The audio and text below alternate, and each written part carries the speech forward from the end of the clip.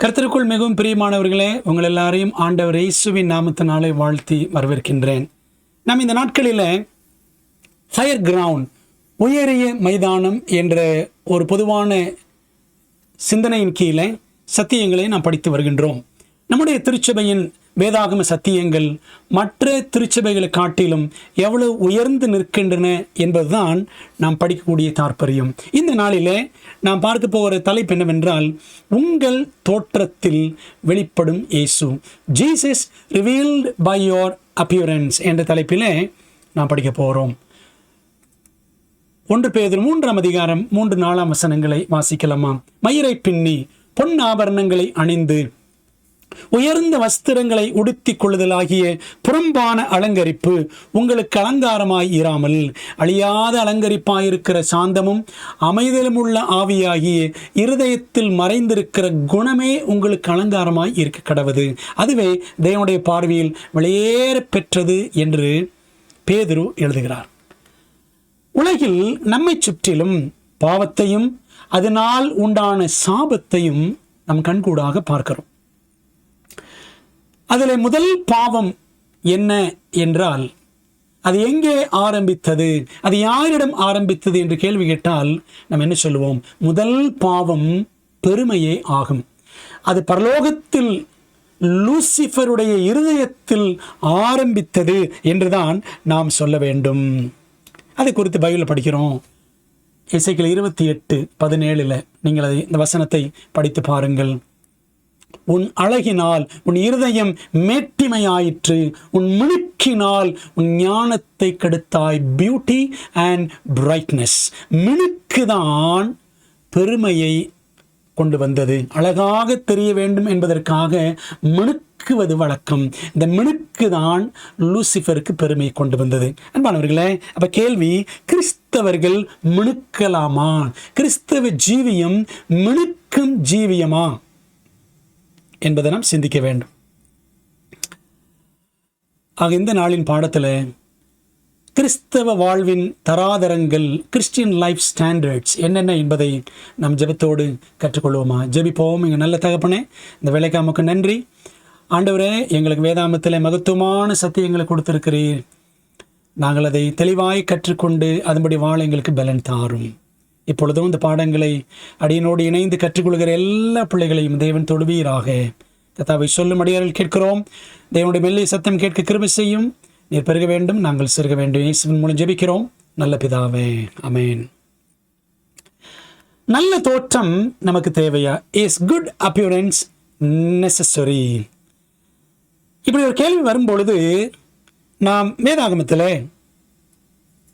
2 சித்திரங்களை நாம் பார்க்கிறோம். 2 pictures in prophecy. வெளிப்படுத்தின விசேஷத்தில் 2 ஸ்திரீகள் பற்றி வர்ணிக்கப்பட்டுள்ளது. வெளிப்படுத்தல் 12:1-2 கற்புள்ள ஸ்திரீ. அன்றையும் ஒரு பெரிய அடையாளம் வானத்தில் காணப்பட்டது. ஒரு ஸ்திரீ சூரியனை அணிந்திருந்தால் அவள் பாதங்களின் கீழே சந்திரனும் அவள் சிரசின் மேல் 12 நட்சத்திரங்களுள்ள கிரீடமும் இருந்தன. அவள் கர்ப்பவதியாய் இருந்து பிரசவ வேதனை அடைந்து பிள்ளை வரும்படி வருத்தப்பட்டு அலறினாள் என்று வெளிப்படுத்தல் 12:1-2 வாசிக்கிறோம். கற்புள்ள ஸ்திரீ. இந்த கற்புள்ள ஸ்திரீ என்பது தேவனுடைய பரிசுத்தமான திருச்சபையை குறிக்கிறது. பாருங்களேன், அந்த கற்புள்ள ஸ்திரீனுடைய தோற்றம் எப்படி இருந்துச்சு? சூரியனை அணிந்திருந்தால், பாதங்களின் கீழே சந்திரன், சிரசின் மேல் 12 நட்சத்திரங்குள்ள கிரீடம் என்றெல்லாம் படிக்கிறோம். இன்னொரு ஸ்திரியை பற்றி வேதம் சொல்லுகிறது. வெளிப்படுத்தல் 17:1-6 வசனங்கள். 7 கலசங்களை உடைய அந்த 7 தூதரில் ஒருவன் வந்து என்னோட பேசி, நீ வா, திரளான தண்ணீர்கள் மேல் உட்கார்ந்திருக்கிற மகா வேசியோட பூமியின் ராஜாக்கள் வேசித்தனம் பண்ணினார்களே, அவளுடைய வேசித்தனமாகிய மதுவால் பூமியின் குடிகளும் வெறிகொண்டிருந்தார்களே, அவளுக்கு வருகிற ஆக்கினை உனக்கு காண்பிப்பேன் என்று சொல்லி ஆவிக்குள் என்னை வனாந்திரத்திற்கு கொண்டு போனான். அப்பொழுது 7 தலைகளையும் 10 கொம்புகளையும் உடையதும் தூஷணமான நாமங்களால் நிறைந்ததுமான சிவப்பு நிறமுள்ள மிருகத்தின் மேல் ஒரு ஸ்திரீ ஏறி இருக்க கண்டேன்.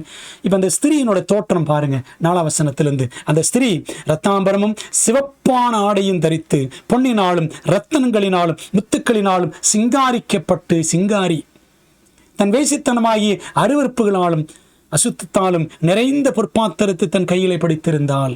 மேலும் ரகசியம், மகாபாபிலோன் வேசிகளுக்கும் பூமியில் உள்ள அருவருப்புகளுக்கும் தாய் என்னும் நாமம் அவள் நெற்றியில் எழுதியிருந்தது. அந்த ஸ்திரீ பரிசுத்தவான்களின் இரத்தத்தினாலும் இயேசுவனுடைய சாட்சிகளின் இரத்தத்தினாலும் வெறிகொண்டிருக்கிறதை கண்டேன். அவளை கண்டு நான் மிகவும் ஆச்சரியப்பட்டேன் அப்படின்னு படிக்கிறோம். சிங்காரி, வெறிபிடித்தவள் என்றெல்லாம் நாம் இங்கே படிக்கிறோம். அன்பானவர்களே, வேசியான ஸ்திரீ என்பது தேவனிடமிருந்து விழுந்து போன சபை. பாருங்களேன், ஸ்திரீன்னா கற்புள்ள ஸ்திரீ என்றால் தேவனுக்கு பயந்த சபை. தீர்க்க தரிசனத்தில் ஸ்திரீனா சபை, கற்புள்ள ஸ்திரீனா தேவனுக்கு பயந்த சபை. வேசியான ஸ்திரீனா தேவனிடமிருந்து விழுந்து போன சபை, தேவனுக்கு பயப்படாத சபை என்று நாம் எடுத்துக்கொள்ள வேண்டும். அப்போ பாருங்க, தேவனுக்கு உண்மையுள்ள சபையார் எப்படி இருப்பாங்க? எளிமையாய் இருப்பார்கள். அதான் நம்ம வெளிப்படுத்தல் 12 படித்தோம். கற்புள்ள ஸ்திரீ.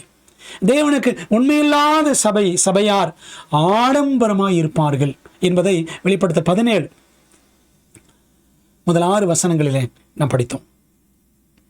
அன்பான தேவ பிள்ளைகளே, அப்போ நமக்கு கேள்வி எழும்புகிறது, நான் ஆண்டுடைய சபைதானே, நான் எப்படி இருக்கணும்? நல்ல ஆடைகள் அணியலாமா? தலைமுடியை அடிக்கடி சீவலாமா? முகத்தை பளபளவென்று வைத்துக் கொள்ளலாமா? கைக்கடிகாரம் கட்டலாமா? கைவிரல்களில் மோதிரம் அணியலாமா? கழுத்துக்களில் செயின் போடலாமா? உதட்டுகளுக்கு சாயம் பூசலாமா? லிப்ஸ்டிக் அடிக்கலாமா? தலைமுடிக்கு கருப்பு சாயம் பூசலாமா? கிறிஸ்தவர்கள் தியேட்டருக்கு போகலாமா? டிவி பார்க்கலாமா? புகைப்பிடிக்கலாமா? மதுபானம் அருந்தலாமா? என்று அநேக கேள்விகள் நம்முடைய உள்ளங்களை துளைக்கத்தான் செய்கின்றன. ஆனால் இந்த கேள்விகளுக்கெல்லாம் பதில் வேதாகமத்தில் ஒரே அதிகாரத்தில் இல்லை என்பதுதான் வருந்தத்தக்க உண்மை. அன்பானவர்களே, நம் மேலே பார்த்த இந்த எல்லா கேள்விகளுக்கும் பதில் நேரடியாக வேதாகமத்தில் இல்லை என்றாலும் நம்முடைய நல்வாழ்வுக்கான நல்ல நியதிகள், பிரின்சிபிள்ஸ் பைபிளில் இருக்கின்றன. அந்த முத்துக்களை வேதாகமத்தில் ஆங்காங்கே சிதறி கிடக்க நாம் காண்கிறோம். அந்த முத்துக்களெல்லாம் ஒன்றாக சேர்த்து நாம் நல் மனதோடு பின்பற்றினோம் என்றால் நம்முடைய வாழ்வு நலமானதாக வளமானதாக திகழும் என்பதில் சந்தேகம் இல்லை. அன்பானவர்கள், அப்போ 2 ஸ்திரீகள், 2 விதமான சபையார். ஒன்று எளிமையான சபை, இன்னொன்று ஆடம்பரமான சபை. தேவனுடைய பிள்ளைகள் எப்படி இருப்பார்கள் என்பதை நாம் தான் வேதத்தின் அடிப்படையில், சத்தியத்தின் அடிப்படையில் தீர்மானித்து வாழ வேண்டும். நாம் எளிதில் புரிந்து கொள்ளும் விதமாக இந்த 2 ஸ்திரீகளை பற்றியும் அட்டவணை வடிவத்தில் நாம் பார்க்கலாமா? பாருங்க, இந்த 2 ஸ்திரீகள், இவருடைய எதிரடையான குணங்களை பாருங்க. வெளிப்படுத்தல் 12ஆம் அதிகாரத்தின் ஸ்திரீ எப்படி இருக்கிறாள்? கற்புள்ள ஸ்திரீ, எளிமையானவள், இயற்கை அழகி, சிம்பிளிசிட்டி. அப்படிதானே? என்ன தெரியுது? சூரியன், சந்திரன், நட்சத்திரம் அப்படிலாம் படித்தோம். 2வது, உபத்திரவங்களை சந்தித்தவள். வெளிப்படுத்தல் 12:13 படிச்சு பாரு. அவளுக்கு எதிராக உபத்திரவம் உண்டாயிற்று. 3வது, மீதமான சந்ததியை உடையவள், ப்ரொடக்டிவிட்டி. அவள் வழியாக, கற்புள்ள சபையின் வழியாக மீதமான சந்ததி உருவாயிற்று. 4வது, குமாரனின் குணத்தை மீதமான சந்ததி பிரதிபலிக்கும். அதாவது அந்த ஸ்திரீ ஆண் பிள்ளையை பெற்றால்னு படிக்கிறோம் வெளிப்படுத்தல் 12. அதாவது நாம் சபையார் என்றால் கிறிஸ்துவை நம்முடைய வாழ்க்கையிலே நாம் வெளிக்காண்பிக்க வேண்டும் என்பதுதான் அர்த்தம். 5வது, மெய்ஞானத்தை இன்னும் காத்து வருகிற பரிசுத்தமுள்ள ஸ்திரீ. சத்தியத்தின்படி நடக்கிற சபை தான் மெய்யான சபை என்று பொருள். 6வது, தேவனுடைய கற்பனைகள், இயேசுவின் மேல் உள்ள விசுவாசம், இயேசு கிறிஸ்துவை குறித்த சாட்சி அவளிடம் இருக்கும். இந்த வசனத்தில் படித்து பாருங்கள், வெளிப்படுத்தல் 12, 17, 14, 12. ஆனால் மகாவேசியான ஸ்திரீ, விழுந்து போன சபை எப்படி இருக்கும்? ஆடம்பரம் மிக்கவள், செயற்கை அழகி, லக்ஸுரி, பொன் வெள்ளி ரத்தாம்பரம் படித்தோம்ல வெளிப்படுத்தல் 17:4. உபத்திரவப்படுத்துகிறவள், பரிசுத்தவான்கள் ரத்தத்தினாலே வெறி கொண்டு இருந்தால் அப்படின்னு படிக்கிறோம். உண்மையான சபை உபத்திரவத்தை சந்திக்கும், போலியான சபை உபத்திரவம் கொடுக்கும். வேசி பிள்ளைகளை உடையவள். இந்த வேசியான ஸ்திரீக்கு பிள்ளைகள் உண்டு. நம்ம தீர்க்க தரிசனத்தில் படிக்கிறோம், கத்தோலிக் சபை இந்த மகாவேசி, அதனுடைய கொள்கைகளை பின்பற்றக்கூடிய சபைகள் நிறைய இருக்கின்றன. ஞாயிற்றுக்கிழமை ஓய்வு நாள், அந்நிய பாஷை, நரகம் என்றும் என்றும் என்றென்றும் எரிந்து கொண்டிருக்கும். பார்த்தீங்களா, கிறிஸ்மஸ், ஈஸ்டர் இதெல்லாம் பார்த்தீங்கன்னா அந்த கத்தோலிக்கத்திலிருந்து உருவான கொள்கைகள். இதை எல்லா சபைகளும் பின்பற்றுகின்றன. வேசி பிள்ளைகள் புரோஜனி, தாயான ஏசபேலின் குணத்தை வேசி பிள்ளைகள் பிரதிபலிப்பார்கள். ஏசபேலும் கொலைகாரி, மகள் அத்தாளியாலும் கொலைகாரி. பார்த்தீங்களா குணம் எப்படி இருக்கிறது? இதெல்லாம் நம்முடைய அலங்காரம். அதாவது பழி வாங்குகிற பொறாமை எண்ணங்கள் இதெல்லாம் இருக்கும் என்றால் இதெல்லாம் அந்த ஏசபேலின் குணலட்சணம். அஞ்ஞானத்தினால் வேசியாய் மாறிப்போன, வேசியாகவே இருந்து வருகிற பரிசுத்தமற்ற ஸ்திரீ. பைபிளில் இயேசபேல் ஒரு அஞ்ஞான பெண்மணி. நீ கத்தோலிக் சபையும் பார்த்தீங்கன்னா அஞ்ஞான பழக்க வழக்கங்கள் எல்லாம் சபையில் வைத்திருக்கிறது. சபையெல்லாம் பார்த்தீங்கன்னா ஆடம்பரமாக இருக்கும், பொன் வெள்ளி அப்படி தான் இருக்கும். அது மட்டும் இல்லை, அப்படிப்பட்ட சபைகளை போகிற பிள்ளைகளுடைய சரீரத்தில் பார்த்தாலும் பொன் வெள்ளியை நம்ம நிறைய பார்க்கிறோம். 6வது காரியம், பாரம்பரியங்களையும் சூனியங்களையும் அஞ்ஞான ரகசியங்களையும் உடையவள். வெளி 17:5, 18:23 ஆகிய வசனங்களை படிக்கிறோம். இப்போ அவர்களை இப்படி நிறைய ஒற்றுமைகளை, எதிரடையான குணங்களை நாம் இந்த 2 ஸ்திரீகளுக்கு இடையில நாம் பார்க்கிறோம். அப்போ ஒரு கற்புள்ள ஸ்திரீயாக நாம் இருக்கிறோமா, அல்லது மகாவேசியான ஸ்திரீயிடம் இருக்கக்கூடிய குணலட்சணங்கள் நம்மிடம் வெளிப்படுகிறதா அப்படின்னு நாம் கொஞ்சம் யோசித்து பார்க்கணும். கடைசி காலத்தில் இருக்கிற திருச்சபை இவ்வுலகத்தில் 2 விதமாக தோற்றமளிக்கும். ஒன்று கற்புள்ள ஸ்திரீ மாதிரி, இன்னொன்று வேசியான ஸ்திரீ மாதிரி. எல்லாரும் கடைசி கால சபைன்னு சொல்கிறாங்க. ஆனால் நமது 2 ஸ்திரீகளில் யாரை பிரதிபலிக்கிறோம்? இது தீர்க்க தரிசனத்தில் நாம் பார்க்கிற மறுக்க முடியாத உண்மை. நான் கற்புள்ள ஸ்திரியா அல்லது வேசியான ஸ்திரியா? நம்முடைய தோற்றம் எப்படி இருக்கிறது? ஆனால் திருச்சபை தனது வெளித்தோற்றத்தில் இயேசுவை வெளிக்காட்ட வேண்டும் என்ற உண்மை நம்ம எத்தனை பேருக்கு புரிந்திருக்கிறது? அதுதான் கசப்பான உண்மையும் கூட. பாருங்களேன், நம்முடைய பரம தகப்பன் ஒரு பட்டியலே போடுகிறார் பைபிளில். என்ன பட்டியல்? தீர்க்கதரிசிகள் எதிர்காலத்தை பற்றி மட்டுமே பேசுவார்கள் என்று நாம் நினைத்துவிடக்கூடாது. அவர்கள் நம் வாழ்வின் யதார்த்தங்களை பற்றியும் பேசியிருக்கிறார்கள் என்பதை ஏசாயா 3 அதிகாரத்தில் 16 முதல் 24 வசனங்களில் பார்க்கிறோம். பாருங்களேன், இன்னும் கர்த்தர் சொல்லுகிறதாவது, சீயோன் குமாரத்திகள் அகந்தையாய் இருந்து கழுத்தை நெரித்து நடந்து கண்களால் மருட்டி பார்த்து திமிராய் பார்த்து ஒய்யாரமாய் நடந்து தங்கள் கால்களில் சிலம்பு ஒலிக்க திரிகிறார்கள். கொலுசு. அதனால் ஆண்டவர் சீயோன் குமாரத்திகளின் உச்சந்தலையை மொட்டையாக்குவார்.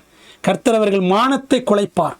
அந்நாளிலே ஆண்டவர் அவருடைய ஆபரணங்களாகிய சிலம்புகளையும் சுட்டிகளையும் பிறைச்சிந்தாக்குகளையும் ஆரங்களையும் அஸ்தகடகங்களையும் தலைமுக்காடுகளையும் சிரபூஷணங்களையும் பாதசரங்களையும் மார்க்கச்சைகளையும் சுகந்த பரணிகளையும் தாயித்துகளையும் மோதிரங்களையும் முக்குத்திகளையும் வினோத வஸ்திரங்களையும் சால்வைகளையும் போர்வைகளையும் குப்பிகளையும் கண்ணாடிகளையும் சல்லாக்களையும் குல்லாக்களையும் துப்பட்டாக்களையும் உரிந்து போடுவார். அப்பொழுது சுகந்தத்துக்கு பதிலாக துர்க்கந்தமும், கச்சைக்கு பதிலாக கயிறும், மயிர்ச்சுருளுக்கு பதிலாக மொட்டையும், ஆடம்பரமான வஸ்திரங்களுக்கு பதிலாக இரட்டு கச்சும், அழகுக்கு பதிலாக கருகி போகுதலும் இருக்கும் அப்படின்னு நாம் இங்கே படிக்கிறோம். இந்த பட்டியலில் நாம் பார்க்கும் பல விஷயங்கள் நமக்கே புரியாதவைகளாக இருக்கலாம். ஆனால் அந்த காலத்து மக்களின் ஆடம்பரத்திற்கு அவையெல்லாம் அவசியமானவையாக இருந்தன. ஒருவேளை நம் காலத்தின் நவீனங்கள், இப்போ இருக்கிற நவீனங்கள் பழங்காலத்து மக்களுக்கு புதிராக இருக்கலாம். பாருங்களேன், இந்த வாட்ஸ்அப்பு, ட்விட்டர், இன்ஸ்டாகிராம் சொல்கிறோம் பார்த்தீங்களா, இதெல்லாம் அவங்களுக்கு புதிராக இருக்கலாம். அவர்களுடைய காரியங்கள் இன்றைக்கு நமக்கு புதிராக தெரிகின்றன. இந்த ஏசாயா 3ஆம் அதிகாரத்தில் 18 முதல் 23 வரையில் உள்ள அந்த 6 வசனங்களில் 21 விதமான ஆடம்பர ஆபரண அம்சங்களை ஆண்டவர் பாரத்துடன் பட்டியல் போடுகிறார். சீயோன் குமாரத்திகளுக்கு ஏன் இந்த பாபிலோனின் ஆடம்பர ஆபரணங்கள் என்பதுதான் பரலோக தேவன் நமக்கு வைக்கக்கூடிய ஒரு பரிசுத்தமான கேள்வி. சீயோன் குமாரத்தி கற்புள்ள ஸ்திரீ, பாபிலோன் குமாரத்தி அந்த மகாவேசியான ஸ்திரீ. பார்த்தோம்ல, இன்னைக்கு நாம் சீயோன் குமாரத்தியாக இருக்கிறோமா, பாபிலோன் குமாரத்தியாக இருக்கிறோமா?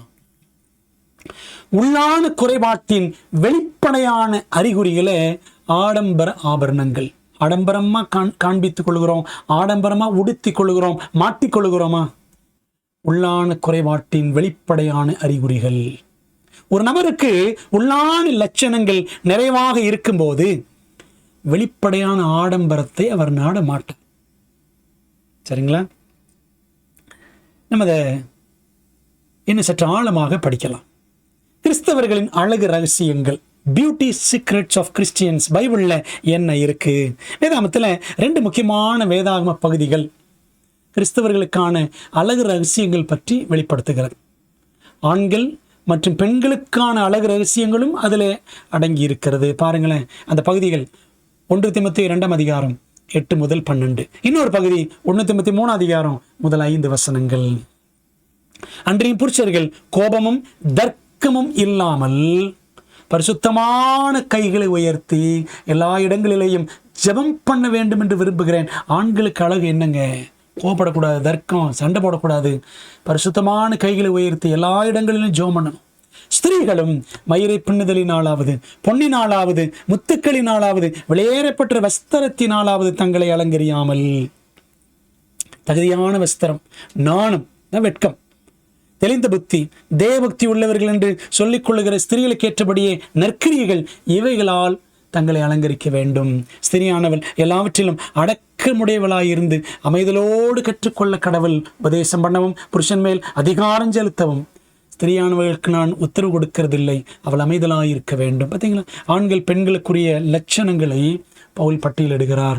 பேதுருவும் சொல்றார் பாருங்க, 1 பேதுரு 3 முதல் 5 வசனங்கள். அந்தபடி மனைவிகளை உங்கள் சொந்த புருஷர்களுக்கு கீழ்ப்படிந்திருங்கள். அப்பொழுது அவர்களில் யாராவது திருவசனத்திற்கு கீழ்ப்படியாதவர்களாய் இருந்தால் பயபக்தியோடு கூடிய உங்கள் கற்புள்ள நடக்கை அவர்கள் பார்த்து போதனையின்றி பைபிள் ஸ்டடி இல்லாமலே மனைவிகளின் நடக்கையினாலேயே ஆதாயப்படுத்தி கொள்ளப்படுவார்கள். இந்த 2 வசனங்கள் ஆரம்பத்தில் படித்தோம். பார்த்தீங்களா, மயிரை பின்னி பொன்னாபரணங்கள் அணிந்து உயர்ந்த வஸ்திரங்கள் உடுத்திக் கொள்ளுதலாகிய புறம்பான அலங்கரிப்பு உங்களுக்கு அலங்காரமாக இராமல், அவுட்வர்ட் அடான்மெண்ட், வெளிப்புற அலங்காரம் வேண்டாம். அப்போ 4ஆம் வசனத்தில் என்ன அலங்காரம் வேண்டும்? அழியாத அலங்கரிப்பாயிருக்கிற சாந்தமும் அமைதலும் உள்ள ஆவியாகிய இருதயத்தில் மறைந்திருக்கிற குணமே உங்களுக்கு அலங்காரமாக இருக்க வேண்டும். அதுவே தேவனுடைய பார்வையில் வெளியேறப்பெற்றது. பாருங்க, மனுஷனுடைய பார்வையில் எது மதிப்போ அதற்காக இன்னைக்கு உடுத்திக் கொள்கிறார்கள், அலங்கரித்துக் கொள்கிறார்கள். தேவனுடைய பார்வையில் வெளியேறப்பட்டது எது என்று நாம் சிந்தித்து செயல்படுகிறது இல்லை. 5ஆம் வசனம், இப்படியே பூர்வத்தில் தேவனிடத்தில் நம்பிக்கையாயிருந்த பரிசுத்த ஸ்திரீகளும் தங்களுடைய புருஷர்களுக்கு கீழ்ப்படிந்து தங்களை அலங்கரித்தார்கள். புருஷனுக்கு கீழ்ப்படியணும், அதுதான் அலங்காரம். அழகாத்தான் சொல்லுது வேதம். இந்த வசனத்துக்கு அப்படியே கீழே படிச்சு பாருங்க. ஆபிரகாமுடைய மனைவியாகி சாராலும் தன் கணவனை ஆண்டவனே என்று சொல்லி அவனுக்கு கீழ்ப்படிந்திருந்தாள் அப்படின்னு படிக்கலாம். நீங்க பாருங்களேன், நிறைய பெண்கள் இன்னைக்கு புருஷனுக்கு கீழ்ப்படுகிறதே கிடையாது. அதே மாதிரி ஆண்களும் சரி, கோபம், தர்க்கம், மனைவிகளை போட்டு அடிப்பது, உதைப்பது, கடைசியில் பிரிஞ்சு பிச்சுக்கிட்டு போயிடுது எல்லாம். அன்பானவர்களே, அப்போ அலங்காரம் என்பது முதல்ல நம்முடைய குணத்திலே வெளிப்பட வேண்டும் என்பதை வேதம் சொல்லுகிறது. பெண்களே, வெளித்தோற்றத்தில் அழகாக இருக்க வேண்டும் என்பதற்காக நாம் கடைகளில் கரைக்கும் ஆயிரங்கள் எத்தனை எத்தனை ஆயிரக்கணக்கில் பணம் வீணாகிறது. இப்படி ஆடம்பரமாக இருக்கின்றதுக்காகவே நிறைய பெண்கள் வேலை செய்கிறார்கள். நிறைய பெண்கள் குடும்பத்துக்காக வேலை செய்யல, ஆனால் உண்மையாக குடும்பத்திற்காக பாரப்பட்டு உழைக்கிறவர்களும் இருக்கத்தான் செய்கிறார்கள். ஆனால் உள்தோற்றத்தில் அழகாக விளங்குவதற்கு ஆண்டவர் சமூகத்தில் நாம் செலவிடும் மணி நேரங்கள் எத்தனை? கண்ணாடி முன்னாடி எத்தனை மணி நேரம் போகுது? கடைகளுக்கு துணிமணிகள் இது வாங்க அது வாங்க எத்தனை மணி நேரங்கள் வீணாகிறது? ஜெபத்திற்கும் வேத வாசிப்பிற்கும் எத்தனை மணி நேரங்கள் கொடுக்கிறோம்? உலகஞானி சாலமோன் குறிப்பிடும் உன்னத அழகு என்ன தெரியுமா? பாருங்களேன், நீதிமொழிகள் 31:30 படிக்கிறோம். சௌந்தரியம் வஞ்சனை உள்ளது, அழகும் வீண், அழகு, சௌந்தரியம் எல்லாமே ஒன்றுதான். கர்த்தருக்கு பயப்படுகிற ஸ்திரீயை புகழப்படுவாள். கர்த்தருக்கு பயப்படுகிற பயம் அதுதாங்க அலங்காரம். பெண்ணுக்கு அழகு அதுதான் என்று சாலமன் ஞானி சொல்கிறார். அன்பானவர்கள், நாம் படித்த இந்த வசனங்கள் 1 தீமோத்தேயு 2 அதிகாரம், 1 பேதுரு 3 அதிகாரம், இந்த வசனங்கள் எல்லாம் பெண்களை பற்றி மட்டுமே அதிகமாக பேசுகிறது என்று ஆண்கள் அலட்சியமாக இருந்து விடக்கூடாது. கண்ணாடி முன்னே நேரத்தை செலவிடும் ஆண்கள் எத்தனை பேர், முகத்தை 300 முறை கழுவும் திருவாளர்கள் எத்தனை பேர். சில ஆண்களை பார்த்தீங்கன்னா முகத்தை கழுவிட்டே இருப்பாங்க, சோப்பை போட்டு தேய்ச்சி தேய்ச்சி சோப்பை கரைச்சிக்கிட்டே இருப்பாங்க. பார்த்துருக்கீங்களா? அப்படி நிறைய பேர் நான் பார்த்துருக்கிறேன். என்பானவர்களே, நம்ம இதெல்லாம் படிக்கும் பொழுது நமது ஆடை ஆபரண விஷயங்கள் இதுக்கும் ரட்சிப்புக்கும் என்னங்க சம்பந்தம்? உண்மைதான். ஆனாலும் நமது கிறிஸ்தவ வாழ்வின் சாட்சியுடன் அது சம்பந்தப்பட்டிருக்குது என்பதால் நமதில் அதிக கவனம் செலுத்த வேண்டியது அவசியம். நம்முடைய சிந்தனைக்காக சில விஷயங்களை உங்கள் முன்பாக நான் கொண்டு வருகிறேன். சில கேள்விகள். மஸ்காரா போடலாமா? மஸ்காரா மங்கைகள் இருக்கிறார்கள். மஸ்காரான்னா கண்மை, கண்மை தீட்டிகிட்டே இருக்கிறது. கண்மை அடிக்கிற ஆண்களும் இருக்கத்தான் செய்கிறார்கள். மீசைக்காக அடிக்கிறது, இந்த மாதிரிலாம் இருக்குல்ல. இப்படியெல்லாம் போடலாமா? மஸ்காரா அப்படின்னா எனக்கு பைபிளில் ஒரே ஒரு பெண்மணி தான் ஞாபகத்துக்கு வர்றாங்க. என்றால் கண்களுக்கு மையிட்டு கொண்டதாக நாம் படிக்கிற ஒரே நபர் பைபிளில் அந்த அம்மா தான், ஏசபேல். பாருங்களேன், யெகூ இஸ்ரேலுக்கு வந்தான். அதை ஏசபேல் கேட்டபோது தன் கண்களுக்கு மையிட்டு தன் தலையை சிங்காரித்து கொண்டு ஜன்னல் வழியாய் எட்டி பார்த்தாள் என்று 2 ராஜாக்கள் 9 அதிகாரம் 30 வசனத்தில் நான் படிக்கிறோம். என்பனவர்களே, ஏசபேல் கண்களுக்கு மையிட்டாள். அவள் ஒரு அஞ்ஞான பெண்மணி, பாகாலை வணங்கியவள். அவளை வேசி என்று வேதம் கூறுகிறது. பாருங்க, 2 ராஜாக்கள் 9:22. யோராம் யெகூவை கண்டவுடனே, யெகூவே சமாதானமா என்றான். அதற்கு யெகூ, உன் தாயாகிய ஏசபேலின் வேசித்தனங்களும் அவளுடைய பில்லி சூனியங்களும் இத்தனை ஏராளமாக இருக்கையில் சமாதானம் ஏது? அவ வேசி, அவ சூனியக்காரி, அவ தான் மை போட்டாங்க. இப்படிதான் அவங்களுக்கு இந்த சூனியம் வைக்கிறவன் தான் மை தடவுவான். அந்த மையை கொண்டு போய் கண்ணையும் தடவுறாங்க. இந்த வேசி செய்ததை நாம் ஏன் செய்ய வேண்டும்? 2வது கேள்வி, பெண்கள் பூ வைக்கலாமா? பைபிளில் நேரடியாக வசனம் இல்லைங்க. நான் சொன்னேன் ஆரம்பத்தில், எல்லாத்துக்கும் பைபிளில் நேரடியாக பதில்கள் இல்லை. ஆனால் நீங்கள் உன்னத பாட்டு 1:14 படித்து பாருங்கள். என் நேசர் மருதோன்றி பூங்கொத்து. ஆண்டவர் இயேசு கிறிஸ்துவிடம் குழந்தைகள் பூக்கள்லாம் கொடுத்தாங்களாம். அதை ஆண்டவர் சந்தோஷமாக ஏற்றுக்கொண்டார் என்று எலன் ஒயிட் அம்மையார் எழுதுகிறாங்க. ஆகவே மலர்களை படைத்தவர் ஆண்டவர் இயேசு கிறிஸ்து தான். மத்தேயு 6 அதிகாரம் படித்து பாருங்கள். வயல்வெளி மலர்களை பாருங்கள், ஆண்டவர் எவ்வளோ அழகாக இந்த மலர்களை உடுத்து வைக்கிறார் அப்படின்னு படிக்கிறோம். ஆகவே அளவோடு பூக்கள் பயன்படுத்தலாம், அளவோடு பூ வைக்கலாம். அதிகம் அதற்காக செலவு செய்ய வேண்டியது இல்லை. ஆடம்பர செலவை குறைத்து இல்லாத எவ்வளோ பேருக்கு உதவி செய்யலாமே, ஊழியத்தை தாங்கலாமே. அதுக்கு பூ வைக்க வேண்டாம்னு சொல்லலை, அளவோடு நாம் பயன்படுத்துவது நல்லது. திருமணத்தில் தாலி மோதிரம் அணியலாமா? வேதாகமத்தில் எந்த திருமண அடையாளமும் சொல்லப்படவில்லை. தாலி என்பது ஒரு சமுதாய அடையாளம் தான். தமிழ்நாட்டில் எடுத்துட்டோன்னா அது ஒரு அடையாளம். ஆனால் அதில் அஞ்ஞானத்தின் பின்னணியும் இருக்கிறது. தாலி செயின் போடும் பொழுது, தாலி கட்டும் பொழுது, மோதிரம் போடும் பொழுது இதுக்கு பின்னாடி சில அருவருப்பான அர்த்தங்கள் இருக்கிறது. இந்த ஆபரணங்களை விக்கிரகங்கள் என்று வேதம் கூறுகிறது. பாருங்க, அது 85 வசனங்கள். தேவன் யாக்கோபை நோக்கி, நீ எழுந்து பெத்தேலுக்கு போய் அங்கே குடியிருந்து நீ உன் சகோதரனாய் ஏசாவின் முகத்திற்கு விலகி ஓடிப்போகிற போது உனக்கு தரிசனமான தேவனுக்கு அங்கே ஒரு பலிபீடத்தை உண்டாக்கி என்றான். அப்பொழுது யாக்கோபு தன் வீட்டாரையும் தன்னோடு கூட இருந்த மற்ற அனைவரையும் நோக்கி, உங்களிடத்தில் இருக்கிற அந்நிய தெய்வங்களை விலக்கி போட்டு உங்களை சுத்தம் பண்ணி கொண்டு உங்கள் வஸ்திரங்களை மாற்றுங்கள்.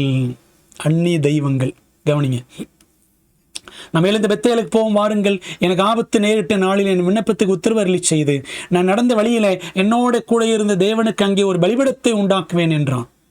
அப்பொழுது அவர்கள் தங்கள் கையில் இருந்த எல்லா அந்நிய தெய்வங்களையும் தங்கள் காதணிகளையும், பார்த்தீங்களா, நகை நட்டுகள் அந்நிய தெய்வங்கள், ஒரே வசனத்தில் வரக்கூடிய வார்த்தைகள், யாக்கோபிடத்தில் கொடுத்தார்கள். யாக்கோபு அவைகளை சீகேம் ஊர் அருகே இருந்த ஒரு கருவாளி மரத்தின் கீழே புதைத்து போட்டான். பின்பு பிரயாணம் புறப்பட்டார்கள். அவர்கள் சுற்றிலும் இருந்த பட்டணத்தாருக்கு தேவனாலே பயங்கரம் உண்டானதினால் அவர்கள் யாக்கோபின் குமாரரை பின்தொடராதிருந்தார்கள். அந்நிய தெய்வங்கள், காதனைகள், நகை நட்டுகள் எல்லாத்தையும் புதைச்சிட்டாங்க. அன்பானவர்களே, இன்னைக்கு நாம் அப்படித்தாங்க. நம்மிடத்தில் இருக்கக்கூடிய அன்னை தெய்வங்களை புதைத்து போட வேண்டியது அவசியம். வேதாகமம் இந்த ஆபரணங்களை, அந்நிய தெய்வங்கள், விக்கிரகங்கள் என்று நமக்கு திட்டவட்டமாய் காட்டுகிறது. ஆபரணங்களை அஞ்ஞானிகளை பயன்படுத்தினார்கள். அந்த கலாச்சார பாதிப்பு இஸ்ரவேலரிடமும் புகுந்திருந்தது. ஆனால் நீங்களும் நானும் தேவனுடைய பிள்ளைகள், மெய்ஞானிகள். இந்த அஞ்ஞானிகளின் பழக்க வழக்கங்களை, ஆபரணங்களை நாம் தவிர்க்க வேண்டும். நிறைய பேர் கேட்பாங்க, இதெல்லாம் போடக்கூடாது, வைக்கக்கூடாது, பைபிள் எங்கெங்க இருக்கு? 1 பேதுரு 3:3-4 படிச்சோம்ல. அலங்காரமாய் இராமல், புறம்பான அலங்கரிப்பு அலங்காரமாய் இராமல் வேண்டாம். உள்ளான அலங்கரிப்பு, தேவன் மதிக்கிற அந்த விலையேறப்பட்ட அலங்கரிப்பு, இதுதான் நமக்கு தேவை. அதுதான், அந்த குணம்தான் அழியாத அலங்கரிப்பு அப்படின்னு பைபிள் படித்தோம். 4வது கேள்வி, கிறிஸ்தவர்கள் தொலைக்காட்சி பார்க்கலாமா? திரையரங்கம் செல்லலாமா? நீங்கள் நிறைய வாலிப பிள்ளைகளுக்கு தான் கேள்வி. மொபைலில் பார்க்குறோம், தியேட்டரில் போய் பார்த்தா என்ன தப்பு இருக்குது அப்படின்னு கேள்வி கேட்பாங்க. சாப்பிடுகிற இடத்துல உட்காரும் பொழுது ஜெபம் பண்ணுறோம், ஜெபம் பண்ணிட்டு சாப்பிட்றோம். சினிமா தியேட்டரில் உட்காரும் பொழுது ஜெபம் பண்ணிட்டு உட்கார முடியுமா? நம்ம எல்லாரும் ஜெபிப்போம், ஜெபித்து விட்டு படம் பார்ப்போம் சொல்ல முடியுமா? முடியாது. அன்பானவர்களே, ஒரு பிரின்சிபல் மனசில் வச்சுக்கணும். WWJD, what would Jesus two? இந்த இடத்துல இயேசு இருந்தால் என்ன செய்திருப்பார்? சினிமா தியேட்டரில் இயேசு இருந்தால் என்ன செஞ்சிருப்பாரு? யோசிக்கணும். நாம் செலவிடும் ஒவ்வொரு மணித்துளிக்கும் தேவனிடம் நாம் கணக்கு கொடுக்க வேண்டும் என்பதை எப்பொழுதுமே மனதில் வைத்துக் கொள்ளணும். பைபிள் அப்படி தான் இருக்கு. ரோமர் 14ஆம் அதிகாரத்தை படித்து பாருங்க. அதுபோல் 2 கொரிந்தியர் 5ஆம் அதிகாரம் படித்து பாருங்க, 10ஆம் வசனம். அங்கெல்லாம் இருக்கு, நாம் தேவனுக்கு முன்பாக கணக்கு கொடுக்கணும் அப்படின்னு படிக்கிறோம். அன்பானவர்களே, அப்போது ஒவ்வொரு சூழ்நிலையிலும், சோதனையான சூழ்நிலைகளிலே இயேசு இருந்திருந்தால் என்ன செய்திருப்பார்? நம்ம ஒவ்வொரு நிலையிலும் நாம் யோசித்து பார்க்கணும். மீகா 2:10 படிக்கிறோம், எழுந்திருந்து போங்கள், இது நீங்கள் இளைப்பாறும் இடம் அல்ல, இது தீட்டுப்பட்டது, இது உங்களை நாசப்படுத்தும், அந்த நாசம் மிகவும் கொடியதாக இருக்கும். நம்ம பார்க்கக்கூடிய தொலைக்காட்சி காரியங்களோ, அசுத்தமான ஆபாசங்களோ, அதெல்லாம் பார்க்கும் பொழுது இந்த வசனத்தை ஞாபகம் வச்சுக்கோங்க. எழுந்திருந்து போங்கள், அங்கே உட்காராதீங்க. இது நீங்கள் இளைப்பாறும் இடம் அல்ல. டிவி பார்க்கறதுக்கு அப்பாடான உட்காரோம். இது தீட்டுப்பட்டது, இது உங்களை நாசப்படுத்தும், அந்த நாசம் மிகவும் கொடியதாக இருக்கும். பார்த்தீங்களா, டிவி சினிமா பார்த்து எத்தனை கொலைகள், எத்தனை தவறான தொடர்புகள், சரிதானே? எத்தனை இடங்களிலே கள்ளக்காதல்கள், பிள்ளைகளுடைய வாழ்க்கையில், வாலிப பிள்ளைகள் வாழ்க்கையில் தப்பான முடிவுகள், இதெல்லாம் இன்னைக்கு படம், தொலைக்காட்சி, சினிமா. பிரியமானவர்களே, ஆகவே நம்மை கெடுக்கிற காரியங்களை நாம் ஒதுக்க வேண்டும், தவிர்க்க வேண்டும். 5வது கேள்வி, கிறிஸ்தவர்கள் புகைப்பிடிக்கலாமா? மதுபானம் அருந்தலாமா? பைபிள்லே வசனம் காட்டுறவங்களும் இருக்கிறாங்க, அதெல்லாம் குடிக்கலாம் அப்படின்னு பைபிளில் இருக்குது அப்படின்னு. கெட்டதுக்கெல்லாம் வசனம் காட்டத்தான் செய்வான். புகை, மதுபானம் ஆகிய லாகரி வஸ்துக்கள் சரீரத்திற்கு கேடு விளைவிப்பவை. தேவன் படைத்த நம்முடைய சரீரம் பரிசுத்தாவின் ஆலயம் என்று வேதம் நமக்கு சொல்லுகிறது. அதை மிக கவனமாக நாம் பராமரிக்க வேண்டும். பாருங்களேன், 1 கொரிந்தியர் 6:19-20 உங்கள் சரீரமானது நீங்கள் தேவனாலே பெற்றும், தேவன் தான் உண்டாக்கி இருக்கிறார், உங்கள் தங்கியும் இருக்கிற பரிசுத்தாவினுடைய ஆலயமாயிருக்கிறது என்றும் நீங்கள் உங்களுடையவர்கள் அல்லவென்றும் அறியீர்களா? தேவனால் பெற்றிருக்கிறீர்கள் சரீரத்தை, அது பரிசுத்தாவின் ஆலயம், நீங்கள் உங்களுடையவர்கள் அல்ல. கிரயத்து கொல்லப்பட்டீர்களே, ஆண்டு உங்களை வாங்கியிருக்கிற, ரத்தம் சிந்தி வாங்கியிருக்கிறார். ஆகையால் தேவனுக்கு உடையவர்களாகி உங்கள் சரீரத்தினாலும் உங்கள் ஆவியினாலும் தேவனை மகிமைப்படுத்துங்கள். இந்த வசனம் நீங்கள் ஆங்கிலத்தில் படிக்கணுங்க. வாட் அப்படி தான் தொடங்கும். நோ யூ நாட், உங்களுக்கு தெரியாதா, அப்படி தான் படிக்கலாம். பிரியமானவர்களே, நாம் தேவனுடைய ஆலயம், தேவனால் இந்த சரீரத்தை பெற்றிருக்கிறோம். நம்முடைய சரீரம் நம்முடையது அல்ல. இதெல்லாம் உங்களுக்கு தெரியாதா? யோசிக்கிறோம். ஆகவே இந்த சரீரத்தை, என் சரீரம், என் சட்டம், என் சரீரம், நான் என்ன வேணாலும் செய்வேன், அப்படி அல்ல. நாம் தேவனுக்கு கணக்கு கொடுக்க வேண்டும். அதே போல தான் டீ காஃபி எல்லாமே. சாராயம் அது மாதிரி, டீ காஃபி ஸ்லோ சாராயம், இதெல்லாம் நம்ம தவிர்க்க வேண்டும். காந்தியடிகள் கூட டீ காஃபி குடிக்க மாட்டார். ஆட்டுப்பால் தான் அவர் குடிப்பார். வேர்க்கடலை நமக்கு தெரியும்ல. சொல்லிக்கிற காந்தியடிகள், இந்த நாசமாய் போன தேநீர், டீ அப்படி சொல்கிறார், இந்த நாசகரமான இந்த தேநீர் எல்லாரையும் பாடாயப்படுத்துகிறேன்னு சொல்லி வச்சிருக்கிறார் காந்தியடிகள். சரி, இதெல்லாம் தவிர்க்கணும். 6வது, கிறிஸ்தவ பெண்கள் உதட்டு சாயம், லிப்ஸ்டிக் பூசலாமா? பைபிளில் வசனம் இல்லைங்க. ஆனால் ஒரு உண்மையை நான் சொல்லுகிறேன். உதட்டு சாயம் பன்றி கொழுப்பிலிருந்து தயாரிக்கப்படுகிறது. இந்த பன்றியை அருவருப்பான பிராணி அப்படின்னு பைபிள் சுட்டி காட்டுகிறது. இந்த அருவருப்பான பிராணியிலிருந்து வரும் தயாரிப்பை நாம் தவிர்த்து விடலாமே. அந்த ஆடம்பரத்தை நாம் அகற்றி விடலாமே. ஏவாள் ஆண்டவர் படைச்சாரு, ஏவாள் பூசிக்கிட்டாங்களா? இல்லை. எல்லாம் இடையிலே வந்ததை நாம் போய் கடையிலே வாங்கி காசை கரியாக்குகிறோம். நாம் யோசிக்கணும். அதற்காக எவ்வளோ பணத்தை செலவழிக்கிறோம் இந்த ஆடம்பரங்களுக்காக. இது ஆண்டவர் ஊழியத்துக்கு கொடுக்கலாமே, கஷ்டப்படுகிற ஏழை எளிய மக்களுக்கு கொடுக்கலாமே. யோசித்து பார்ப்போம். 7வது கேள்வி, தேவன் நம்மை படைத்த போது அழகில்லாமல் அரைகுறையாக படைத்து விட்டாரோ அப்படின்னு தோணுதில்லை? அன்பானவர்களே, பாருங்களேன்.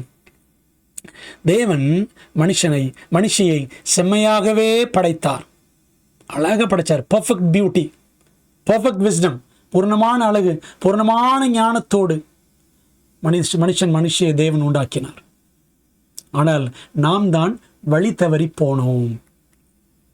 பிரசங்கி 7:29 சொல்லுது, இதோ தேவன் மனுஷனை செம்மையானவனாய் உண்டாக்கினார், அவர்களோ அநேக உபாய தந்திரங்களை தேடிக்கொண்டார்கள். நம்ம தான் தேடிக்கிட்டோம். அழகு சாதனங்கள், அழகு உபகரணங்கள் எல்லாமே நாம தேடிக்கொண்டது. இதை மாத்திரம் கண்டேன் அப்படின்னு சாலமன் ஞானி சொல்லுகிறார். பிரியமானவர்களே, இயேசு இதெல்லாம் செய்வாரா? நான் செய்யலாமா? என்னுடைய இடத்துல இயேசு இருந்திருந்தால் என்ன செய்திருப்பார்? நான் என்ன செய்யணும் என்று நாம் சிந்திக்க கடமைப்பட்டிருக்கிறோம். தேவன் நம்மை லட்சணமாகவே படைத்திருக்கிறார். நாம் செய்யும் தெரிவுகளை, நம்முடைய சாய்ஸஸ், அந்த தெரிவுகள் தான் நம்மை அவலட்சணமாக தோன்றும்படி செய்கிறது. சில நேரங்களில் ஒரு போதகராக எத்தனையோ கல்யாணங்களுக்கு நான் போயிருக்கிறேன். இந்த பியூட்டி பார்லர் அப்படின்ட்டு போயிட்டு வரும் பாருங்க இந்த பொண்ணு. இதனால தான் கல்யாணமெல்லாம் லேட்டாக நடக்கும். பெண்ணால் தான் திருமணம் தாமதிக்கிறது. அதே போல தாங்க மணவாட்டியாகி நாம் இன்னும் ஆயத்தமாகலை. நம்மளோட குணம் இன்னும், அந்த குணமாகிய அந்த அழகு நம்மிடத்தில் பூர்ணப்படவில்லை. குண அழகு இன்னும் வளரலை. அதனால தான் மாப்பிள்ளை வர்றதுக்கும் லேட் ஆகுது. மணவாளின் இயேசு கிறிஸ்து வருவதற்கும் தாமதமாகிறது. 2ஆம் வருகை இன்னும் சம்பவிக்கவில்லை. இந்த பியூட்டி பார்லருக்கு போயிட்டு வரக்கூடிய பொண்ணை பார்த்தீங்கன்னா சில நேரம் அந்த மணப்பெண்களை பார்க்கறதுக்கு பயமாக இருக்கும். இந்த ஒரிஜினல் கலரே போயிடும், ஒரிஜினல் அழகே இருக்காது. அள்ளி பூசிட்டு வந்திருப்பாங்க. ஒரு கல்யாணத்தில் பார்த்தேன், ஒரு பெண், மணப்பெண், இந்த கண் புருவத்துக்கு இடையில என்னமோ பண்ணுறேன் அப்படின்னு சொல்லிட்டு இங்கெல்லாம் பார்த்தீங்கன்னா அப்படி ரத்தமாக இருக்குது. திருமணவர்களே, என் மனைவிட்டு நான் சொன்னேன், திருமணத்திற்கு முந்தின சில நாட்களில் பியூட்டி பார்லருக்கே போகவே கூடாது அப்படின்னு சொன்னேன். என் மனைவி போகவே இல்லை, கடவுள் கிருபையினால். ஆனால் அவ்வளோ அழகாக இருந்தாங்க. அன்பான தேவ பிள்ளைகளே, தேவன் கொடுத்திருக்கிற அந்த இயற்கை அழகு போதுங்க. பியூட்டி பார்லர் போய் எத்தனை ஆயிரங்கள் கொட்டி கொட்டி செலவழிக்கிறோம். வசனம் சொல்லுது பாருங்க, 1 Corinthians 12, 23, 24. மேலும் சரீர அவயவங்களில் கனவீனமாய் காணப்படுகிறவைகளுக்கே அதிக கனத்தை கொடுக்கிறோம். நம்மில் லட்சணம் இல்லாதவைகளே அதிக அலங்காரம் பெறும். நம்மில் லட்சணம் உள்ளவைகளுக்கு அலங்கரிப்பு வேண்டியது இல்லை. லட்சணமாக தான் இருக்கிறோம், எதுக்கு அலங்கரிப்பு? ஆனால் ப்ரெசன்டபிளாக பார்க்கறதுக்கு நல்ல தோற்றத்தில் நாம் இருக்க வேண்டியது அவசியம்தான். ஆனால் அதற்காக பல மணி நேரங்களை செலவழிக்க வேண்டியதில்லை. அதற்காக பல ஆயிரங்களை செலவழிக்க வேண்டியதும் இல்லை. ஆண்டவரே, என்னை இவ்வளோ அழகாக படைச்சிருக்கீங்களே, இதற்காக நன்றின்னு ஆண்டுக்கு சொல்லியிருக்கிறோமா? யோசித்து பாருங்க. உலகத்தின் வேஷம், the fashion of this world, Bible சொல்லுது பாருங்களேன். இதை உலகத்தின் வேஷம் பற்றி பவுலும் எழுதியிருக்கிறார், நம்ம அதை படிக்கலாம். தேவனை அறிந்திருக்கிறவர்கள், தேவனை நம்பி இருக்கிறவர்கள் பச்சையான ஒலிவ மரம் போன்றவர்கள். இந்த ஒலிவ மரம் பாருங்களேன், ஒரு ஒலிவ மரம் 2000 3000 வருஷம் இருக்குமா. ஆண்டவர் இயேசு கிறிஸ்து கெத்செமனே தோட்டத்தில் முழங்கால் படியிட்டு ஜபித்த பொழுது ஒரு ஒலிவ மரம் அதன் கீழே முழங்கால் படிட்டு ஜபித்தாராம். அந்த மரம் இன்னும் இருக்கிறது எருசலேமில். நான் எருசலேம் போயிருந்தப்போ கொரோனாவுக்கு முன்னாடி அந்த மரத்தை காமிச்சாங்க. நீங்கள் இந்த படத்தில் பார்க்குறீங்க, தான் ஒலிவ மரம். அப்போது பச்சையான ஒலிவ மரம். ஆண்டவர் நம்புகிற பிள்ளைகள் எப்பொழுதும் திடகாத்திரமாக பசுமையும் புஷ்டியுமாய் இருப்பார்கள், ஆரோக்கியமாய் இருப்பார்கள், அழகாய் இருப்பார்கள். சங்கீதம் 52:8, நானோ தேவனுடைய ஆலயத்தில் பச்சையான ஒலிவ மரத்தை போல் இருக்கிறேன், தேவனுடைய கிருபையை என்றென்றைக்கும் நம்பி இருக்கிறேன். ஆண்டுடைய கிருபை தாங்க நம்மை நாள்தோறும் அழகாக வைக்கும் ரகசியம். ஆண்டுடைய கிருபையை தினம் சார்ந்திருக்கணும். இளமையாக துடிப்போடு நாம் செயல்படலாம். அதிகாலையில் முத கிருபையை கேட்க பண்ணும். சங்கீதம் 143:8 படிக்கிறோம். அந்த கிருபை தான் நம்மை அழகாக்கும். Grace, green means grace. பைபிளில் பச்சை என்றால் கிருபை. பார்த்தீங்களா, இந்த வசனம் இதுதான் ஆதாரம்.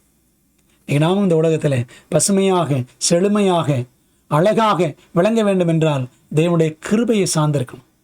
உலகத்தினுடைய ஆடம்பரங்களை, ஆபரணங்களை நாம் சார்ந்திருக்க வேண்டிய அவசியம் கிடையாது. தேவனை அறிந்திருக்கிறோம் என்று சொல்லியும் அவரை முழுமையாய் நம்பி சார்ந்திராதவர்கள் பச்சோந்திகள். பச்சோந்தி தான் இடத்திற்கேற்ப தன் நிறத்தை மாற்றிக்கொள்ளும். சரிங்களா? நம்மெல்லாம் பரலோகவாசிகள், பரலோகத்துக்குரியவர்கள், பச்சோந்திகள் கிடையாது. இந்த உலகத்தில் வந்துட்டு இந்த உலகத்துக்கு ஏற்ற மாதிரி நம்ம வேஷம் போடக்கூடாது. சரிங்களா? உலகத்தின் வேஷம். பச்சோந்தி இடத்துக்கு ஏற்ற மாதிரி வேஷம் போடும். பச்சை மரத்தில் இருந்தால் பச்சையாக இருக்கும், பூமியில் இருந்தால் அந்த பூமி நிறத்தில் பழுப்பு நிறத்தில் இருக்கும், பாறையில் போனால் பாறை மாதிரி கருப்பாகும். அப்படி நாம் உலகத்திற்கு ஒத்ததாக வேஷம் தரிக்கிறோமா? நாம் உலகத்தில் இருந்தாலும் உலகத்தாராய் இருக்க வேண்டாம் என்று இயேசு கட்டளையிட்டு இருக்கிறாரு. பாருங்க, நான் உலகத்தான் அல்லாதது போல அவர்களும் உலகத்தார் அல்ல. Be in the world but not of the world. யோவான் 17:16 இயேசு நமக்காக அப்படி ஜெபித்திருக்கிறார். உலகத்திற்கு ஒத்த வேஷம் நாம் தரிக்கக்கூடாது என்று பவுலும் அறிவுறுத்தி இருக்கிறார். பாருங்களேன், நீங்கள் இந்த பிரபஞ்சத்திற்கு ஒத்த வேஷம் தெரியாமல் தேவனுடைய நன்மையும் பிரியமும் பரிபூர்ணமான சித்தம் என்னதென்று பகுத்தறியத்தக்கதாக உங்கள் மனம் புதிதாகிறதுனாலே மறுரூபமாகுங்கள். ரோமர் 12:2 படிக்கணும். ஃபேஷன், நாகரீகம் அப்படின்னு சொல்லுவாங்கள்ல, இந்த உலகத்தினுடைய வேஷம் அதாங்க ஃபேஷன். ட்ரெண்ட் அப்படின்னு வாங்கல, இந்த உலகத்தில் என்ன ட்ரெண்டோ அதுக்கேற்ற மாதிரி நாம் உடுத்தி கொள்வது. அன்பானவர்களே, நல்ல உடைகளை உடுத்துவதிலே தவறியதும் இல்லை. உடல் மானத்தை மறைப்பதற்குத்தான் உடை, அவ்வளவுதான். நம்முடைய அழகை காண்பிப்பதற்கோ, வசதியை காண்பிப்பதற்கோ, பெருமையாய் நடப்பதற்கோ ஆடை அலங்காரம் இல்லை. இந்த உலகத்திற்கு ஒத்த வேஷம் நாம் தரிக்கூடாது. நம்முடைய மனம் புதிதாக வேண்டும். தேவனுடைய நன்மையும் பிரியமும் பரிபூர்ணமான சித்தம் என்னன்னு நாம் என்ன செய்யணும்? பகுத்தறிந்து இந்த உலகத்தில் நாம் நடக்கணும். நாம் தேவனுடைய பிள்ளை என்பது நம்முடைய நடையுடைய பாவனைகளிலே வெளிப்பட வேண்டும். உலகத்தின் வேஷம் கடந்து போய்விடும். பாருங்க, 1 படிக்கிறோம், இவ்வுலகத்தை அனுபவிக்கிறவர்கள் அதை தகாத விதமாய் அனுபவியாதவர்கள் போலவும் இருக்க வேண்டும். தகாத விதமாக அனுபவிக்கக்கூடாது. இவ்வுலகத்தின் வேஷம் கடந்து போகிறதே, வேஷம் பூரம் போயிடும், கடந்து போய்விடும், கலைந்து போய்விடும். தேவனுடைய சித்தத்தை செய்கிறவனோ என்றென்றைக்கும் நிலைத்து நிற்பான் அப்படின்னு 1 யோவான் 2 15, 16, 17 வசனங்களை படிச்சு பாருங்க. உலகமும் அதில் உள்ளவைகளும் எல்லாம் ஒளிந்து போம். 1 யோவான் 2 15, 16, 17 வசனங்கள் படிச்சு பாருங்க. உலகமும் அதில் உள்ளவைகளும் எல்லாம் ஒளிந்து போம், தேவனுடைய சித்தத்தை செய்கிறவனோ நிலைத்து நிற்பான் அப்படின்னு படிக்கிறோம். அன்பானவர்களே, அப்போ உலக காரியம் எல்லாம் ஒன்றெல்லாம் போயிடும், உலகத்தின் வேஷம் எல்லாம் கடந்து போய்விடும். நாம் நித்திய ராஜ்யத்துக்குரியவர்கள். நிலையான குணம் நம்மிடத்தில் உண்டாக வேண்டும். அந்த குணத்தை வளர்த்துக் கொள்வதற்கான கிருபை நாட்கள் தான் இந்த நாட்கள். ஆண்டோட வருகையின் நேரத்தில் என் குணம் மாறிடும் அப்படிலாம் கிடையாது. இப்பொழுதே தேவன் கொடுத்திருக்கிற அந்த அனுகிரக காலத்தில் கிறிஸ்துவுக்குப்பான குணத்தில் நாம் வளர வேண்டும். உலக வேஷம் துறப்பதற்கு நாம் உறுதியாக தீர்மானிக்க வேண்டும். பைபிளில் 2 இடங்களில் எனக்கு ஒரே மாதிரியான வசனங்களை பவுல் எழுதியிருக்கிறார். பாருங்க, 1 Corinthians 10:23, இன்னொன்று 1 Corinthians 6:12. எல்லாவற்றையும் அனுபவிக்க எனக்கு அதிகாரம் உண்டு, ஆகிலும் எல்லாம் தகுதியாயிராது. எல்லாவற்றையும் அனுபவிக்க எனக்கு அதிகாரம் உண்டு, ஆனால் ஆகிலும் எல்லாம் பக்தி விருத்தியை உண்டாக்காது. என்னுடைய உயர்ந்த ஆடைகள், விலை உயர்ந்த ஆபரணங்கள், நான் அலங்கரித்துக் கொள்கிறேனே, வேஷம் போட்டுக் கொள்கிறேனே, இதெல்லாம் எனக்கு பக்தியை விருத்தி செய்யுமா? யோசிக்கணும். இதன் மூலமாக பார்க்கிற மற்றவர்கள் என்னுடைய ஆடை ஆபரணங்கள்லாம் பார்த்துட்டு அவர்களுடைய பக்தி விருத்தி அடையுமா? அல்லது அவங்களுடைய பக்திக்கு நான் இடரலாக இருக்கிறேனா? யோசிக்கணும். 6:12 படிக்கிறோம் 1 Corinthians. எல்லாவற்றையும் அனுபவிக்க எனக்கு அதிகாரம் உண்டு. என்னென்னாலும் செய்யலாங்க. சாய்ஸ் ஆண்டு கொடுத்துட்டாரு. குடிக்கிறையா குடி, கோடிக்கணக்கில் செலவழித்து ஆடம்பரமாய் வாழுகிறாயா, நீ வாழ், பிரச்சனை இல்லை, உனக்கு அதிகாரம் உண்டு. ஆகிலும் எல்லாம் தகுதியாயிராது. எல்லாவற்றையும் அனுபவிக்க எனக்கு அதிகாரம் உண்டு, ஆகிலும் நான் ஒன்றிற்கும் அடிமைப்பட மாட்டேன். பார்த்தீங்களா? குடிப்பழக்கமோ, நகை நட்டு அணியும் பழக்கமோ, ஆடம்பர வாழ்க்கையோ, எதற்குமே நான் அடிமைப்பட மாட்டேன். இந்த தீர்மானங்கள் கவனிச்சிங்களா? எல்லாம் பக்தி விருத்தி உண்டாக்காது. ஆக பக்தி விருத்திக்கு ஏதுவாக என் பக்தியும் விருத்தி ஆகணும், என்னை பார்க்கிற மற்றவர்களுடைய பக்தியும் விருத்தி ஆகணும். அப்போ என்னோட வாழ்க்கை எப்படி இருக்கணும்? விசுவாச வாழ்க்கை. இன்னைக்கு உலகத்தில் இருக்கிறவங்க உலகத்துக்கு வேஷம், உலகத்துக்கு ஏற்றார் போல வேஷம் போட்டு உலகத்துக்கு பிசாசுக்கு அடிமைகளாக இருக்கிறார்கள். நான் ஒன்றுக்கும் அடிமைப்பட மாட்டேன், நான் இயேசுவின் அடிமை. பிரியமானவர்களே, 1 Corinthians 7 ஃபுல்லாக நீங்கள் படித்து பாருங்கள், நேரம் எடுத்து படித்து பாருங்கள். அந்த உலகத்தின் வேஷம், நாம் யாருடைய அடிமை என்பதெல்லாம் பவுல் அழகாக எழுதியிருப்பார். அன்பான தேவ பிள்ளைகளே, ஆண்டவர் நமக்கு வைத்திருக்க திட்டம் என்ன தெரியுமா? நம்மை ரட்சிப்பினால் அலங்கரிப்பதே அவருடைய திட்டம். கர்த்தர் தம்முடைய ஜனத்தின் மேல் பிரியம் வைக்கிறார். சாந்த குணமுள்ளவர்களை ரட்சிப்பினால் அலங்கரிப்பார். ரட்சிப்பின் அலங்காரம் தேவன் நமக்கு கொடுக்க சித்தமாயிருக்கிறார். சங்கீதம் 149:4. பரிசுத்த அலங்காரம்னு சங்கீதத்தில் இருக்கு. பரிசுத்த அலங்காரத்துடனே கர்த்தரை தொழுது கொள்ளுங்கள். சங்கீதம் 96 படிக்கிறோம்ல, பரிசுத்த அலங்காரம், beauty of holiness, beauty of salvation. ரட்சிப்பின் அலங்காரம், பரிசுத்த அலங்காரம். பரிசுத்த அலங்காரம் என்ன? வெள்ளையும் சொல்லியுமா ட்ரெஸ் மாட்டிட்டு வர்றதா? கிடையாது. நம்முடைய குணங்க, சத்தியத்தினுடைய வாழக்கூடிய வாழ்க்கை தான் பரிசுத்த அலங்காரம். இது தேவன் வைத்திருக்கிற திட்டம்.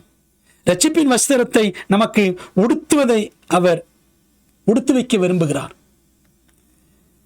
ஏசாயா 61:10 கர்த்தருக்குள் பூரிப்பாய் மகிழ்கிறேன், என் தேவனுக்குள் என் ஆத்துமா களிகூர்ந்து இருக்கிறது. மணவாளன் ஆபரணங்களினால் தன்னை அலங்கரித்துக் கொள்ளுகிறதற்கும் மணவாட்டி நகைகளினால் தன்னை சிங்காரித்துக் கொள்ளுகிறதற்கும் ஒப்பாக, அதை போல அப்படி சிங்காரித்துக் கொள்ளுங்கள், அலங்கரித்துக் கொள்ளுங்கள் ஆண்டு சொல்லலை. அதற்கு ஒப்பாக அவர் இரட்சிப்பின் வஸ்திரங்களை எனக்கு உடுத்தி நீதியின் சால்வை எனக்கு தரித்தார். திருமணங்களில் மாப்பிள்ளை பெண் அலங்கரித்துக் கொள்ளலாம், தப்பு இல்லை. ஆனால் அதுலேயும் ஒரு அளவு இருக்கணுங்க. ஆடம்பரம், ஆர்ப்பாட்டம், அலங்கோலம் அவசியம் இல்லை. எளிமையான விதத்தில் கிறிஸ்தவ திருமணங்கள் நடைபெற்றால் அது எத்தனை பெரிய சாட்சியாயிருக்கும். ஆண்டவன் வச்சிருக்க திட்டம் அதுதாங்க. ரட்சிப்பினால் அலங்கரிக்கணும். ரட்சிப்பின் வஸ்திரத்தை நமக்கு உடுத்தணும்னு தேவன் விரும்புகிறார். தேவகுமாரன் மனுஷகுமாரனாய் பூமிக்கு வந்து அந்த கேடு அடைந்தார். ஏசு 52:14 மனுஷனை பார்க்கிலும் அவருடைய முகப்பார்வையும் மனுபுத்திரரை பார்க்கிலும் அவருடைய ரூபமும் இவ்வளவு அந்த கேடு அடைந்தபடியினாலே அவரை கண்ட அநேகர் பிரமிப்படைந்தார்கள். ஆண்டவர் இயேசு கிறிஸ்து அந்த வனாந்தரத்தில் 40 நாள் உபவாசம் இருந்தார் பார்த்தீங்களா? அந்த அனுபவத்துக்கு அப்புறம் கல்வாரி சிலுவையில் அறையப்படும் என்பதாக பாடுகள் பட்டாரே, அந்த அனுபவத்திலும் அவருடைய முகரூபமே மாறிடுச்சு. அந்த கேடு, அந்த அளவுக்கு கேடு அடைந்தார். இதுதானா, இது இயேசுவா அப்படின்னு கண்டுபிடிக்க முடியாத அளவுக்கு அவர் தோற்றம் விகாரம் ஆயிற்று. ஏன்? எல்லாம் உங்களுக்காக, எனக்காக. அன்பானவர்களே, அவரை கண்டு அநேகர் பிரமித்தார்கள். இன்னைக்கு கிறிஸ்தவர்களாகி நம்மை பார்த்து இன்னைக்கு அநேகர் பிரமிக்கிறாங்க. பாருங்க, கிறிஸ்டியன் சொல்றாங்க இப்படிலாம் ஆடம்பரமாக இருக்கிறாங்க, அப்படி பிரமிக்கிறார்கள். நம்ம கிறிஸ்துவை வெளிக்காண்பிக்கிறோமா? உங்கள் தோற்றத்தில் வெளிப்படும் இயேசு. நம்முடைய தோற்றத்தில் இயேசுவானவர் வெளிப்படுகிறாரா? சிந்திப்போம். இயேசுவின் தெய்வீக குணலட்சணங்களை நம்முடைய வாழ்க்கையில் தரித்தவர்களாக அவரை நம் நடத்தையில் வெளிப்படுத்த இன்றே நம்மை நாம் அர்ப்பணிக்க வேண்டும். ரோமர் 13:14 படிக்கிறோம். துரிச்சைகளுக்கு இடமாக உடலை பேணாமல் இருந்து கர்த்தராகிய இயேசு கிறிஸ்துவை தரித்து கொள்ளுங்கள்னு படிக்கிறோம். பார்த்தீங்களா? என்னுடைய சுய இச்சைகளினாலே நான் கண்டதை வச்சு என்னை அலங்கரித்துக் கொள்ளக்கூடாது. இயேசுவை நான் தரித்து கொள்ள வேண்டும், இயேசுவை உடுத்தி கொள்ள வேண்டும், இயேசுவை என் வாழ்க்கையில் நான் வெளிப்படுத்த வேண்டும். அன்பானவர்களே, இந்த நாள் சத்தியத்தில் நம்ம ஒப்புக் கொடுப்போம், சிந்திப்போம். எங்கெல்லாம் நாம் சரி செய்ய வேண்டும், எங்கெல்லாம் சீர்பெற வேண்டியது இருக்கிறது, ஒப்படைப்போம். கர்த்தர் நம்மை ஆசீர்வதிப்பாராக. ஜெபிக்கலாமா? நல்ல தகப்பனே, உம்முடைய மகத்துவமான சத்தியங்களுக்காக நன்றி. கிறிஸ்தவ வாழ்வின் தராதரங்கள் என்னென்ன என்பதை வேதம் எங்களுக்கு அழகாக முத்துக்களாக ஆங்காங்கே எங்களுக்கு கற்றுக் கொடுக்கிறது. அதற்காக நன்றி செலுத்துகிறோம். தகப்பனே, இந்த உலகத்திலே நாங்கள் வாழும் பொழுது பரலோக குடிமக்களாக நமக்கு சாட்சிகளாக வாழ எங்களுக்கு நீர் உதவி செய்யும். எங்களுடைய ஆவியினாலே நிரப்பும், எங்களை பரிசுத்தப்படுத்தும். தகப்பனே, இந்த உலகத்திற்கு ஒத்த வேஷம் தெரியாதபடி உன்னதராம் இயேசுவை பிரதிபலிக்கிற ஜனங்களாக எங்களை இந்த உலகத்தில் சாட்சியாய் உயிருள்ள சாட்சிகளாய் நீர் நிறுத்துவீராக. இந்த கூட்டத்தில் கலந்து கொண்டிருக்கிற எல்லாரையும் ஆசீர்வதியும். இயேசுவின் மூலம் ஜெபிக்கிறோம் நல்ல பிதாவே, ஆமேன். நம்முடைய கர்த்தராக இருக்கிற இயேசு கிறிஸ்துவின் கிருபையும் பிதாவாகிய தேவனுடைய அன்பும் ஆவியானவரின் ஐக்கியமும் ஆசீர்வாதமும் தேவதூதர்களின் காவலும் வழி நடத்தலும் நம்ம எல்லாரோடும் என்றென்றும் சதா காலம் தங்கியிருப்பதாக. ஆமேன். அன்பானவர்களே, கர்த்தர் உங்களை ஆசீர்வதிப்பாராக. ஆமேன்.